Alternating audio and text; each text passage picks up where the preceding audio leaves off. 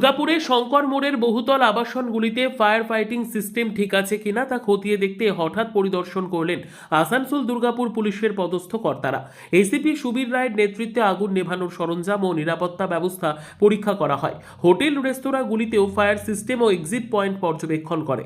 বহুতলের কর্ণধার বিনয় ঝা জানান, আগুন প্রতিরোধে সব ব্যবস্থা আছে, পুলিশের দেওয়া পরামর্শ মানা হবে।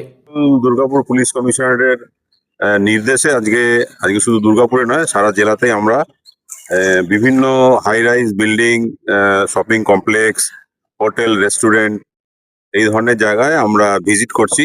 আপনারা জানেন শীতকালে জেনারেলি আগুন লাগার সম্ভাবনাটা একটু বেড়ে যায়। তো আমরা মূলত দেখতে এসেছি যে তাদের নিজস্ব ফায়ার ফাইটিং সিস্টেম ঠিক আছে কিনা, আপনাদের এদের ট্রেন্ড পার্সন আছে কিনা, ইভাকুয়েশন প্ল্যান কি আছে, এই ধরনের জিনিসগুলো আমরা খতিয়ে দেখার জন্য এসেছি। এবং যদি কোনো কিছু থাকে বলার মতো, আমরা সেই অ্যাডভাইজারি গুলো ওনাদেরকে দেব, যাতে খুব ভালোভাবে সিস্টেমগুলো চলে। বুঝলেন?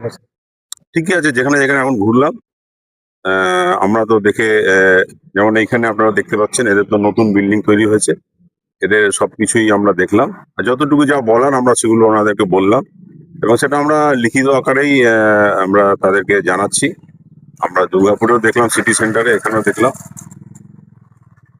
ঠিক আছে, ফায়ার ফাইটিং সিস্টেম গুলো দেখলেন, ওনারা জিজ্ঞেস করলেন কি আপনাদের এখানে ট্রেন্ড পার্সন কেউ আছে কিনা, আপনাদের যদি আগুন লাগে তাহলে ইভ্যাকুয়েশন প্ল্যান কি আছে।